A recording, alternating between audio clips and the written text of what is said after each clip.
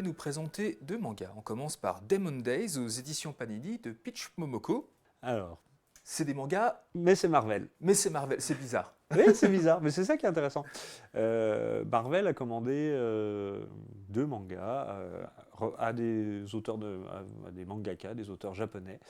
Et alors, Peach Momoko réinvente l'univers Marvel, mais en le déplaçant dans un univers de Japon féodal. Oui. Rempli de yokai, donc ces esprits maléfiques ou pas trop, mais ça dépend des monstres.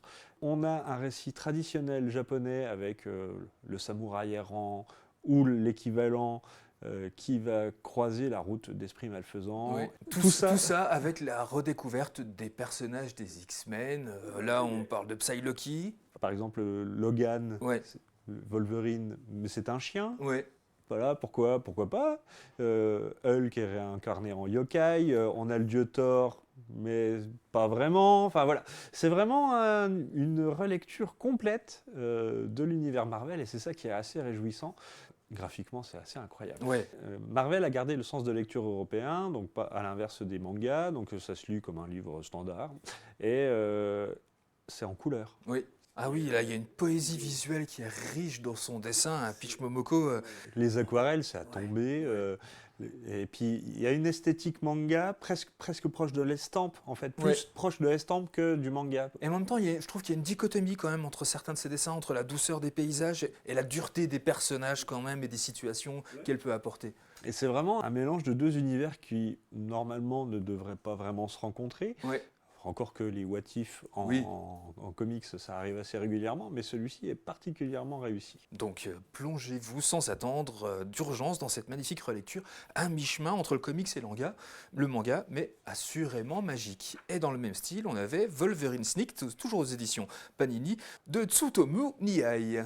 Alors là, c'est une réédition d'un titre assez ancien, qui a Oui. déjà bien une bonne quinzaine d'années. Ouais. Nihei, c'est le mangaka à l'origine de Blame, Abara. Ouais. C'est vraiment un mangaka avec une esthétique très particulière. Ouais. Il a fait des études d'architecture et son truc, c'est des architectures cyclopéennes gigantesques Ouais. et un personnage perdu en plein milieu qui va déambuler, combattre. Et là, il a trouvé sa place de choix avec Wolverine, Ouais. appelé dans le futur pour combattre contre des sentinelles bio-organiques, Oui. voilà, pour sauver le monde. Donc ça va être l'occasion de faire que Wolverine se batte dans des décors gigantesques, avec des perspectives incroyables. C'est tout à fait l'esthétique de Nihei habituellement, mais en couleur, Ouais. encore une fois, avec des couleurs assez osées, du rouge bien pétant, et un récit bien sombre aussi, Oui. parce que Oui, Wolverine très, n'est très, pas... très sombre le récit. Wolverine n'est pas là pour rigoler. Ouais.